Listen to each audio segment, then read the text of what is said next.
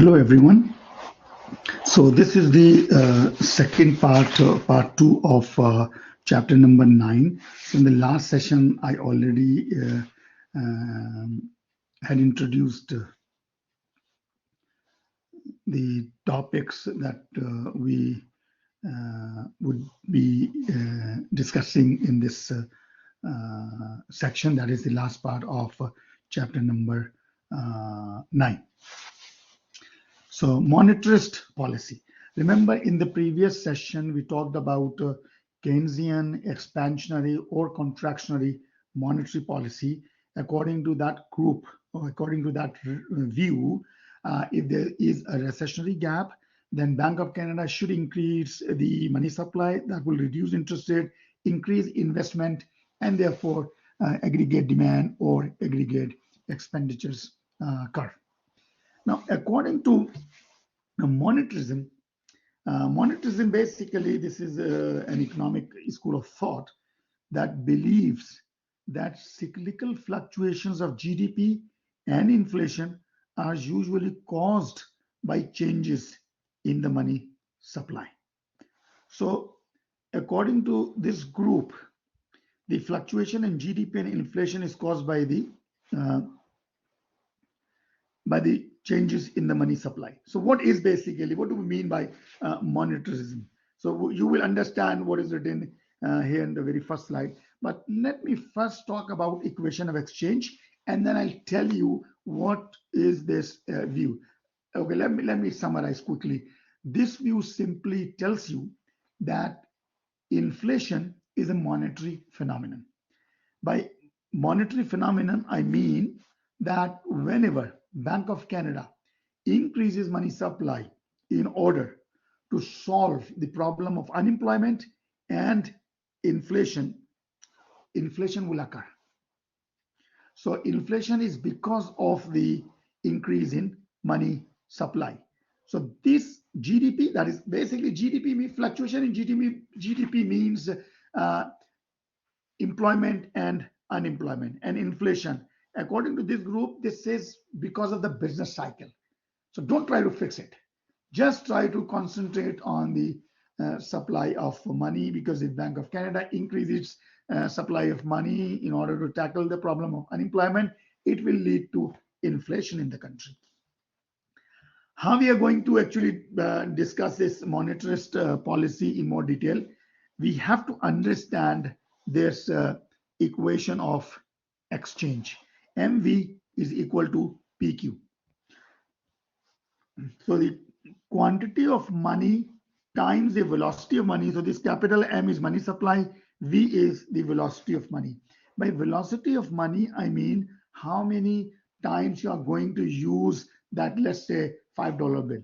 So if you are using that in the whole country during 1 year, if you use that $5 bill 10 times, so velocity would be 10. That is the meaning of velocity. Then P is price level, and that basically price index, and Q is the real GDP. If you multiply price times quantity, that is nominal GDP, if you remember. This is an identity, remember, which I'll show you here. So, okay, this is done velocity of money I've already discussed. The two terms equal each other by definition. So this is not an equation, this is an identity basically. So MV, that is, of course, if you are calculating GDP in terms of dollars, then how can you calculate GDP in terms of dollars? Because when you spend money, for example, if I produce 1 unit of output, okay, 1 unit, just 1 unit in one country, just 1 unit. Suppose if the price is, let's say, $10. So what is the value of this unit? 1 unit value, final value is $10. That is basically nominal GDP, okay? And suppose if I have only in the whole country, we have only one $5 bill. This $5 bill cannot buy this 1 unit, because the price is 10 and the GDP is $10. You can't. But it is possible if you use this $5 twice. So first I buy for $5 and the other person also uses this $5.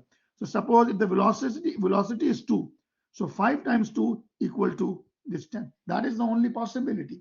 So these two, MV and PQ, they're always equal. Now let me erase this first and then continue from there. So if the economy is at full employment output, then GDP-Q cannot increase. So there are two assumptions which I'm going to write here so that you understand. So first I rearrange this equation, that is the equation of exchange, in this fashion. So I write M is equal to price, I'm sorry what I'm doing, hold on. So P is equal to, I'm writing this, P is equal to MV over Q.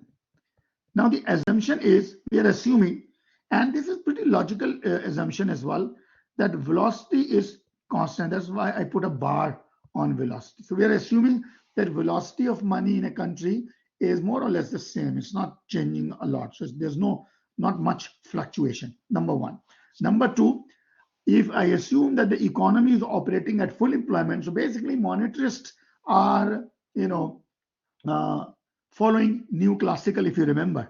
They believe, those economists believe that the economy will always be at full employment.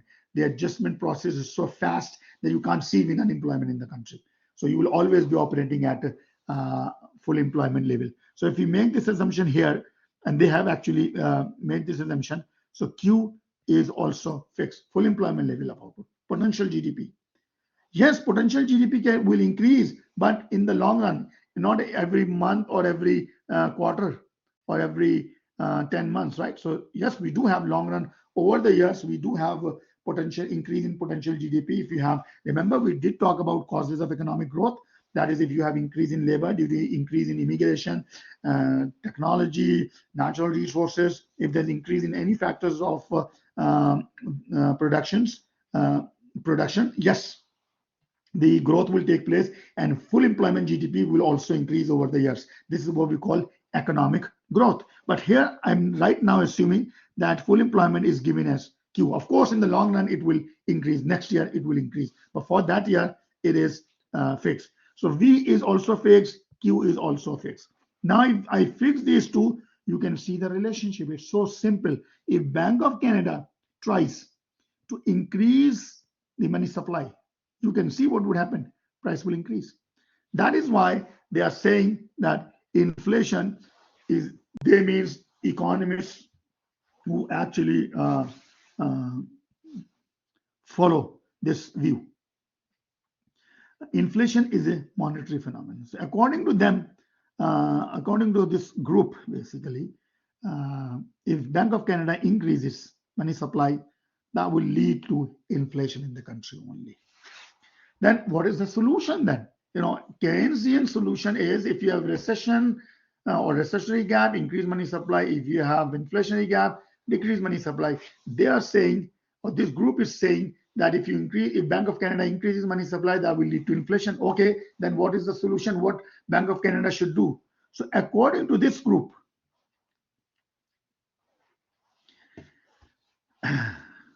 so first let me write here, monetarist economists are skeptical about the use of the Keynesian monetary policy. The policy is overambitious, stimulate economic growth, full employment, fighting inflation. So this is the main criticisms, are the main criticisms of monetarists on Keynesians. Now, what do we mean by monetarist theory? This theory suggests they want Bank of Canada to ensure that the money supply is increased only enough to accommodate the expected, we don't know what would happen next year, expected real growth in the economy. Let me tell you what is that theory. This group is saying that suppose if the Canadian economy is growing at 3%, expected growth rate is 3%, that is next year our GDP will be 3% higher. Of course, when you have 3% more goods and services and you have the same money supply in the economy, price will increase. Why? because save money will now chase more goods and services. So what they suggest that if GDP is increasing by 3%, money supply should also be increased by 3%. So there's a rule. This is not discretionary. So whatever is the expected growth in GDP, Bank of Canada should keep that rate fixed. That okay, every year Bank of Canada will increase money supply by 3%. What would happen if you do this? Hold on a second. What would happen if you do this since, sorry. So this is the equation, price is equal to MV over Q. Suppose if Q increases by 3% every year, so price, I said there would be inflation. No, actually, if this number is increasing in the denominator, then price will decrease actually. So you have deflation, right? Why deflation? Because money is less, there are more goods and services. So people, producers will offer lower price in order to sell. In order to stop this, what Bank of Canada should do, should increase this M by same 3%. So notice, if the number in the numerator is increasing by 3%, if the number in denominator is also increasing by 3%, it means there's no change in price. So you can keep the price stable. And remember, I told you that both are not desirable results. That is, if there is increase in price, that is not good. If there is a decrease in price, that is also not good. So only in this way you means the Bank of Canada keeps the price level stable. So this is their view, that Bank of Canada should increase the money supply in accordance with the increase in expected growth rate. Okay. So Bank of Canada should keep the prices and the exchange rate stable. We'll discuss exchange rate in a moment. So I'll bring that into the analysis. Hold on a second. Now these are the basically arguments between these two views. According to Keynesians, or according to this view, when money supply increases, you can see here, when money supply increases, notice the demand for money is pretty flatter. What does this mean? If the demand for money is flatter, it means when money supply increases, interest rate will not decrease a lot. It's a very small decrease in interest rate. And people will keep this 80 whatever billion dollars in the form of money, not in the form of investment. So according to Keynesian view, even if rate of interest is slightly lower than expected, people would rather keep money in the form of money, cash. So they are not earning anything. This is just idle money that is lying in their account. Number one. Number two, this view also suggests that investment line, this is second diagram B, is pretty steeper. Steeper means that when interest rate decreases, investment increases a little bit, not more. Why? Because this group assumes that interest rate is not the only factor that determines investment decisions. So what do you think if interest rate is low in right now in Ukraine? Are you going to go and invest there? Or investors invest there? No, there are so many other factors as well. Political stability, the role of government regulations. There are so many things. So this group says that when rate of interest decreases, investment will not increase a lot. What would happen then? If investment will not increase a lot, then that would not create inflation in the country. If you remember this diagram, let me show you here.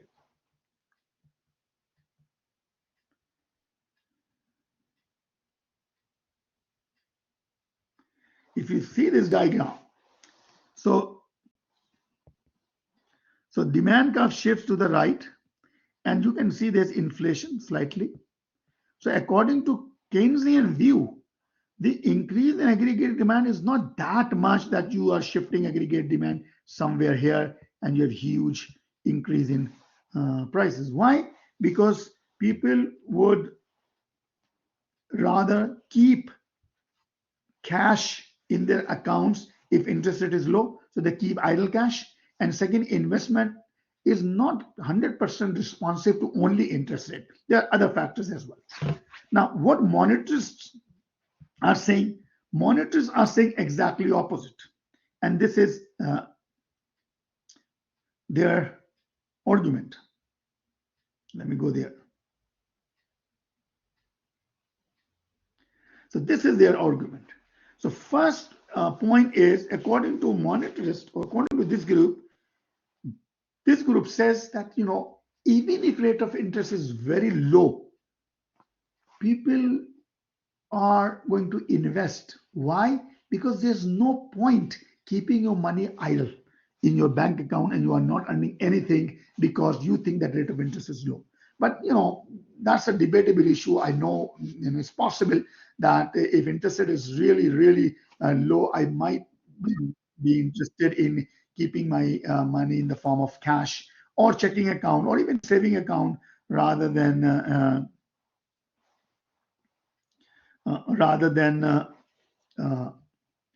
investing.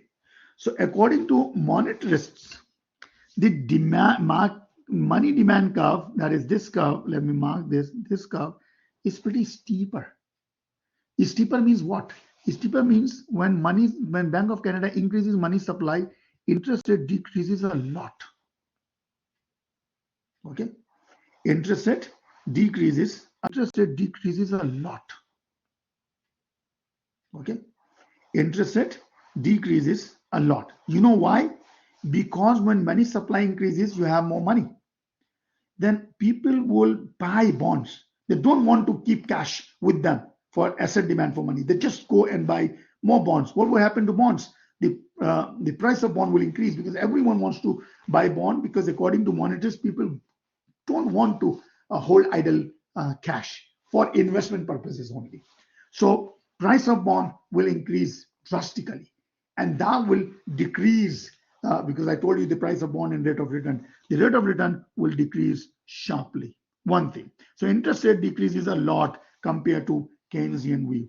And according to monetarist, investment curve is pretty flatter. Flatter means very responsive or elastic demand or elastic investment demand curve. I don't want to say investment demand, but just investment.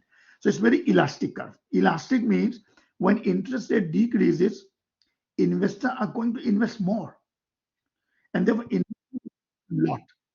When investment increases a lot, it means what? Aggregate demand shifts to the right a lot, and therefore it might lead to inflation in the country. So monetarists are saying that if Bank of Canada increases money supply, it will lead to inflation. Keynesians are saying no. If Bank of Canada increases money supply, the demand curve is demand for money is pretty elastic, and also investment is not that responsive to interest rates, so that we have inflation. Yes, we will have some increase in employment or decrease in unemployment without increasing prices a lot.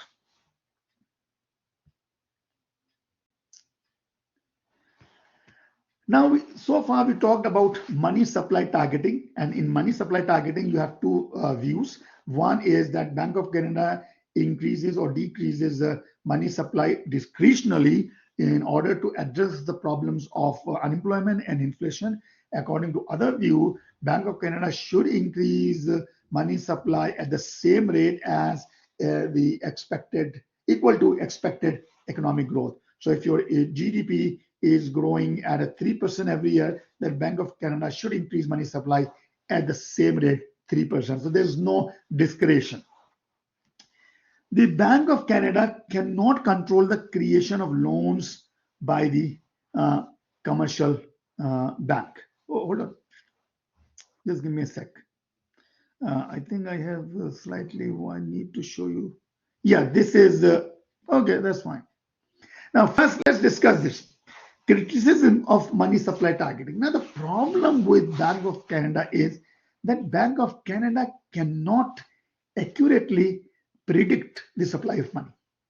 And these are some of the reasons. Number one, Bank of Canada cannot control the creation of loans by commercial banks. For example, if Bank of Canada, by using open market operation, let's say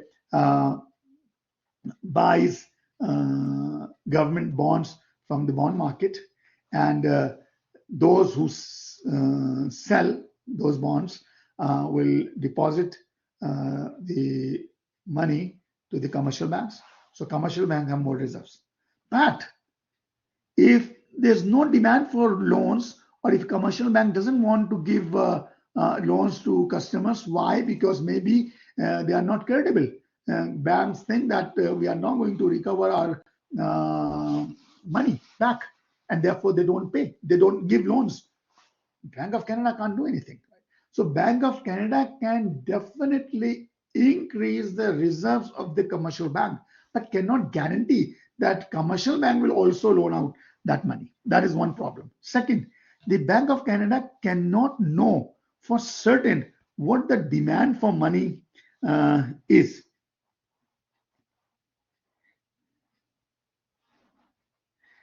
So if you don't know, let me draw, or I think I can draw here. Bank of Canada does not know what is the demand for money. So let's say this is the demand for money. And if supply of money increases from MS, let's go to MS, you can see this is the decrease in interest rate, right? So when money supply increases, interest rate decreases from here to here. But notice, suppose if the demand curve, okay, let me change the color so that you can see what I'm talking about. If the demand curve looks like this, what is happening? You start at the same place. Now the same increase in money supply will decrease interest rate only by this much. So Bank of Canada cannot predict the impact of this increase in money supply on interest rate. Why? Because Bank of Canada does not have this information that how people are demanding money for transaction purposes or for investment purposes. That is transactions demand, or asset demand. So these are few problems with targeting the money supply. So if you notice here, why Bank of Canada is targeting money supply in order to change its interest rate. This is the main policy basically. Why Bank of Canada increasing money supply? So that interest rate will decrease. And when interest rate decreases, investment will increase. So now you move from money market to product market. But the problem is that Bank of Canada is not 100% sure that how much increase in money supply will decrease interest rate. By how much interest rate will decrease, Bank of Canada doesn't know. So why not, rather than controlling money supply, why not just target interest rate directly? That Bank of Canada can fix interest rate instead of 3% without even talking about supply of money. So let's see first this next slide, so you'll know. So far what we talked about, that's why I said at the outset that Bank of Canada doesn't use this policy anymore. In the late 1980s, the Bank of Canada abandoned Keynesian monetary policy, believing it attempted to achieve too much with too little. So that is one conclusion. Second, it means Bank of Canada rejected both Keynesian and monetarist policies for emphasizing the money supply as a key variable. Because both are saying, monetarists are also saying the same thing, that Bank of Canada should increase money supply at a constant rate that is equal to the expected growth rate. Keynesian also saying the same thing, that Bank of Canada should increase money supply if we have unemployment in the country. So bank rejected both policies for emphasizing, that is important, for emphasizing money supply as a key variable.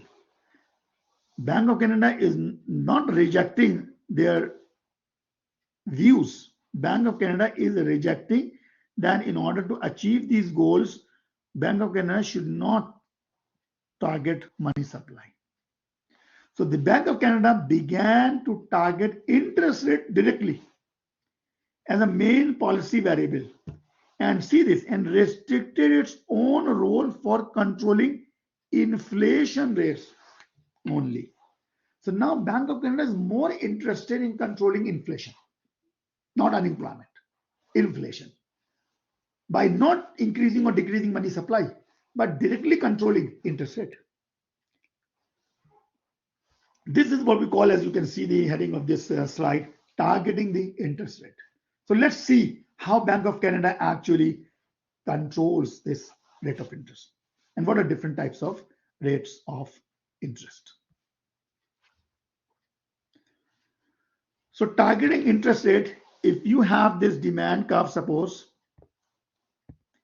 and if Bank of Canada wants this Bank of Canada wants to increase interest rate from 3 to 4%. So Bank of Canada doesn't worry about money supply. You can see there's no diagram for money supply curve. I haven't drawn even money supply. So Bank of Canada, through policy action, would say, okay, 4% is the policy rate, fixed.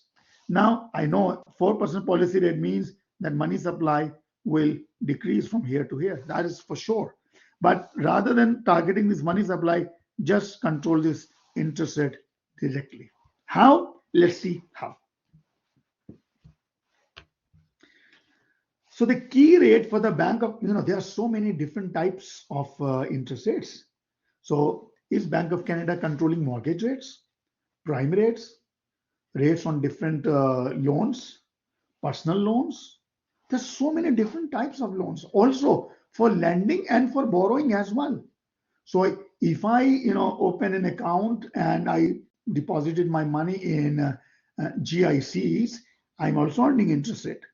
That interest rate is basically bank is paying me. Why? Because I lend money to bank. But when I go and borrow money from my line of credit, then I'm paying interest to the bank. So basically, I'm borrowing money from the bank. So you have different rates for borrowing and lending, and also you have different types of rates as well. Which rate Bank of Canada will control? So there's one rate, interest rate, at which all commercial banks actually, what you call,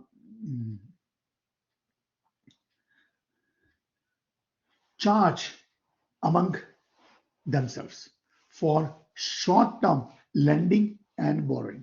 So suppose if one bank has a shortage of funds in the night, then for one night, that bank can borrow money from another bank, of course, at an interest rate, at a specific interest rate. Similarly, one bank is borrowing, the other bank is lending, but only on overnight basis.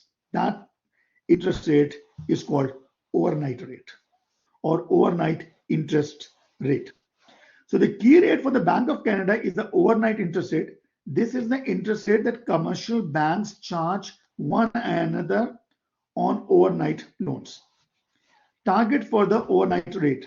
So what is the rule? The rule is that overnight rate, let me underline so that you know, the overnight rate, that is this interest rate, is the midpoint of the bank's 50 basis point operating band. So bank has a band, interest rate band. What is that band? Don't get worried about 50 basis. 50 basis simply means 0.5%. Okay. So there's a band. The band is, I'm going to show you the band as well. So now this policy rate, that is overnight rate, this rate is announced. It's not determined. It's not determined in the market. The Bank of Canada will announce that, okay, the policy rate is 3%, the policy rate is 2%, the policy rate is whatever. This rate may be changed on any of the 8 fixed dates during the year. So this is not random, that one morning you just wake up and the Bank of Canada announces that now from today the rate of interest is 4%. This is not going to happen. Bank of Canada you can go Bank of Canada's website and see there are 8 different dates for whole year. And these dates, Bank of Canada will announce this policy rate. I'm not saying that Bank of Canada will change this policy rate 8 times in a year. No, I'm saying that Bank of Canada will announce whether bank is changing the policy rate or not changing the policy rate during these 8 times during the whole year, and that is fixed. That is fixed. So now let's talk about this. I haven't changed the numbers. This is a bit old number, but that's fine. So this is the band. What is this band? Look at this, and it is easy to understand. This is the policy rate. Bank suppose announces that at that specific date that the policy rate is 2.5%. Let me write 5% because currently bank policy rate is 5%. Currently is 5%. Okay. Bank says policy rate or overnight rate is 5%. Then the rule is, and this is the rule, that the gap will always be 50 basis points. What is the meaning of this? That this is the bank rate, which is 0.25 above this 5. So if this rate always be 5.25, always. And then subtract 0.25, so this is 4.75%. That is banker's deposit rate. We'll discuss in a moment. So notice that the gap between these two extremes, that is the upper limit and the lower limit, will always be 0.5%, half percent. So if you take 5.25 minus 4.75, you get 0.5. So basically, from policy rate 0.25 above and 0.25 below. Now, what is bank rate and what is bank deposit rate? So notice, once you change the overnight rate, bank rate will also change, and banker's deposit rate will also change. Even you can see these numbers are also saying the same thing. 2.5, just add 0.25. 2.75, subtract 0.25, 2.25. Okay. Now, what are bank rates and bankers' deposit rates? So bank rate is the upper limit. I just want to read this, and this is important. Oops, sorry. Yeah. Okay, I changed the color because blue is not visible. This is the commercial banks borrow from Bank of Canada. So when commercial bank can, of course, borrow from Bank of Canada, of course, they will have to pay interest on that borrowing. That interest rate is called bank rate. Okay. So for example, if I deposit $100 in my savings account, then my bank will never ever pay me interest more than 2.5%. Why? Because if bank is willing to give me 3%, then it is profitable for this bank to borrow from the Bank of Canada at less than 3%, that is 2.75. So if bank rate is 2.7, then your deposit rates, that is when I deposit money, so basically I am now lending money to bank. Bank will never pay me more than 2.7. Why? Because bank can borrow any amount from Bank of Canada at 2.75%. Number one. Number two, this is the lower limit. That is bankers' deposit rate. So commercial banks lend to the Bank of Canada. So if commercial banks lend to Bank of Canada will pay 2.25%. Okay.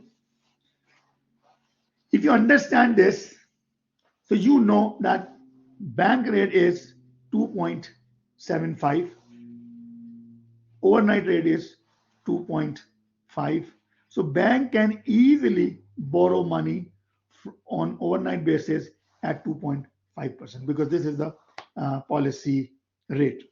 Now the rule is for other rate of interest. Remember, when policy rate changes, for example, I don't exactly remember, but earlier the policy rate was 4.5%. Now the policy rate is 5%. this increase in just one interest rate increases all other interest rates. What is the rule? There's no hard and fast rule, but this is the rule. So, did I write somewhere? No. Okay. So this is the rule. Look at this rule.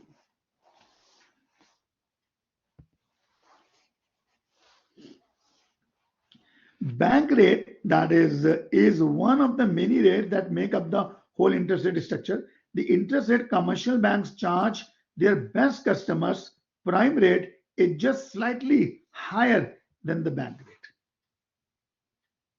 Okay. So if you borrow money from commercial banks, then any commercial banks, then these banks will charge you slightly higher than the bank rate. What is bank rate? Bank rate is 2.75. So they'll charge you slightly higher than 2.5. And then moving up the scale, the mortgage rate would be next, slightly higher than the prime rate. And above that, the personal loan rate. So suppose right now, policy rate is, I know, is 5%. So the prime rate must be higher than 5%. Policy rate is 5%, sorry. So 5.25 is bank rate, 0.25 higher than policy rate. And then prime rate would be let's say 5%. Suppose, I don't know exactly, but I do know that right now mortgage rate is 6.49 or sorry. So mortgage rate is 6.5%. So see, only you change the policy rate, all interest rates are now changing. So all the various rates on savings means you are lending money. This is borrowing. Prime rate, various rates on savings means you are lending money. This is borrowing. Prime rate is borrowing, when you borrow money and you are a customer with very high credit ratings. Or mortgage rate, you are also borrowing money. Personal loans, you are also. When you lend money, it would be below the bank rate. So bank will never give you more than this rate on your savings account, interest-bearing savings account. So now, what is the policy? I told you that bank is now more concerned about controlling inflation. So this is anti-inflationary monetary policy by targeting directly interest rate. So Bank of Canada now targets the interest rate rather than the money supply as its main tool of policy. The Bank of Canada's present approach is to preserve the internal and external value of currency, which means keeping inflation rate low between 1 to 3%, keeping the exchange rate stable. Controlling inflation means preventing aggregate demand from becoming too strong by reducing the money supply. This is done by increasing the policy rate.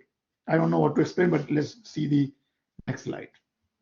So this is anti-inflationary monetary policy. Anti-inflationary monetary policy means if we have inflation in the country, what Bank of Canada should do? See this. High interest rates. And you can see for the last almost a year, even more than a year, policy rate has continuously been increasing. But now we are expecting that it will fall, or at least will stay the same. I think for the last two announcements, the last announcement, the bank actually kept the same interest rate, that is 5%. So bank did not increase interest rate from 5%, but says the interest rate will stay at 5%. There's no reduction. So high interest rate, you know, when interest rate is high, interest rate investment will decrease, lower aggregate demand, lower inflation, because you are shifting the aggregate demand curve to the left. It's like this. So this is aggregate supply. This is aggregate demand. This is full employment. Why? Oh, sorry. I'm sorry. Because this is anti-inflationary. It means inflationary gap situation. So this is demand. I'm sorry. This is aggregate supply. This is equilibrium. And inflationary gap, it means full employment is somewhere here. So what you have to do, the solution is you have to shift the demand curve downward like this. Then you can see the problem is solved. No inflation is, price goes down, right? How you shift the aggregate demand curve to the left? Two ways. Not two ways, actually. I don't know how to say. There are two effects. So first, when Bank of Canada increases its policy rates, then we have lower aggregate demand. So aggregate demand shift to the left because of high policy rate through investment. So that is important, investment. So C, if you notice aggregate demand, if you remember, sorry, C plus I plus G plus exports minus import. This is the case, right? So I know when rate of interest increases, interest rate will decrease. And therefore aggregate demand shift to the left. That is one impact of high policy rate. The other impact is written here. High interest rate increase demand for Canadian dollars. Why? You know, if in our bank, if interest rate is 3.5 or 4.5%, because right now the bank rate is 5.25%. So bank can give you interest less than bank rate. So if bank rate is 4 or 5.25, so you can get 3.5 or 4%. So if interest on your savings is 4%, then maybe US investors would buy Canadian dollar and invest in Canada because of high interest rate. So how can they invest in Canada? They have to buy our currency. So when they go to the foreign exchange market and buy Canadian dollars, the demand for Canadian dollar will increase. What would happen? Demand, if the demand for anything increases, price of that thing will increase. So price of dollar will increase. What is the meaning of price of dollar will increase? Price of dollar will increase means exchange rate increases. So you have higher exchange rate. That is, your currency is becoming more stronger. So suppose if it is 1 Canadian dollar to 1 Canadian dollar or 1 US dollar, now 1 Canadian dollar equal to 2 US dollar. Okay, so that is your currency appreciate or depreciate. Hold on a second. Let me check. I always get confused with this. It's not given here.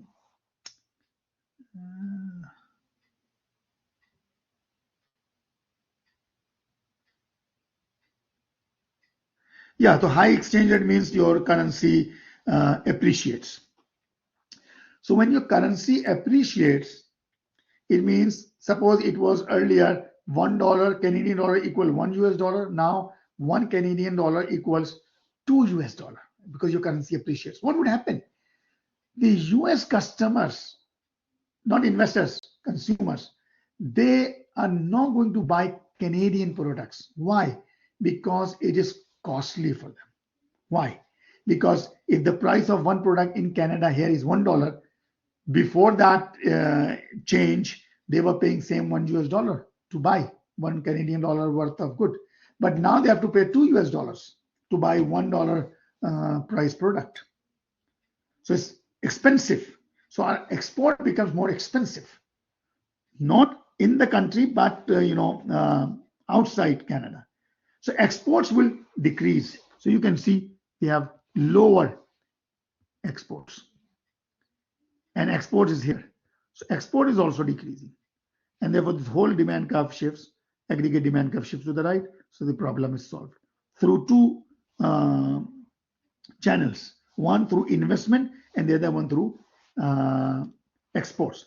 The opposite is also true.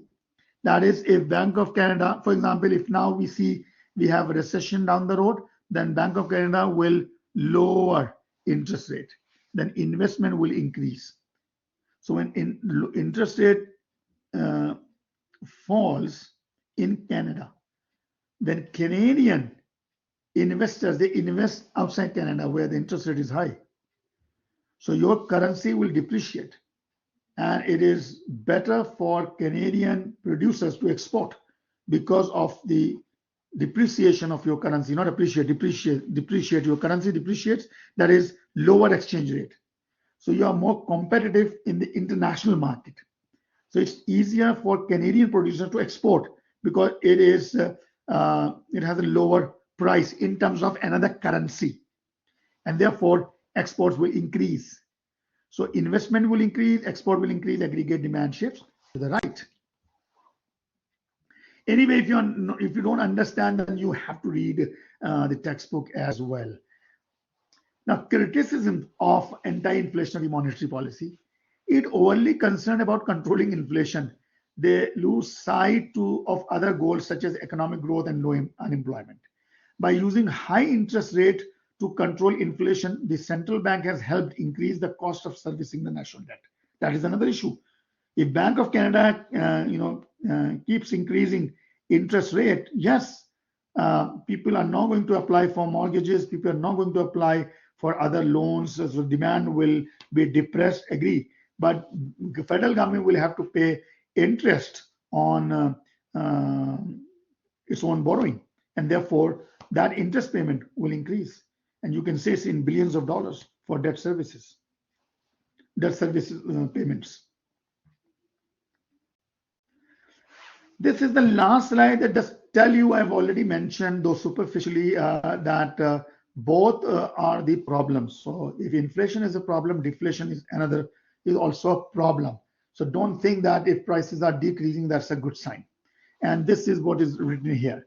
The target inflation is 2%. So Bank of Canada targets inflation rate is 2%, not 0%. This is equally harmful if the actual rate is less than or more than the target rate. So even if interest rate is 1% or 0.5%, that is not good. If interest rate is 4 or 5%, that is also not good. A high and variable inflation rate reduces purchasing power, creates uncertainty, and distorts investment decisions. The negative inflation or deflation compels or forces people to delay purchases. Why? Because of lower expected future prices. This decreases demand.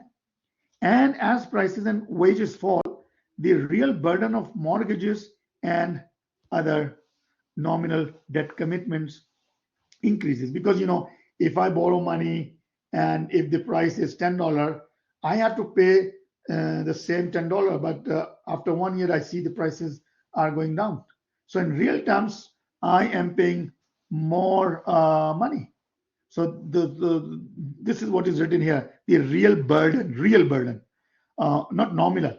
I still have to pay the same loan amount, but since price has gone down after 5 years, so the value, the purchasing power of my borrowing is much higher now after 5 years down the road, but I'm paying more money. So in real terms, that is a problem. Are you getting my point? For example, if I borrow $100 now, prices are high. So the value of that $100 is very less. But after 5 years, when prices are low, the value of this $100 is very high. So when I borrow, it was very low, but I have to pay the same $100. So that is what is written here: the real burden of mortgages and other nominal debt commitments increases, further depressing demand. So that's all as far as chapter number 9 is concerned. So make sure you just solve practice questions on your course website. Thank you so much. Take care. Bye-bye.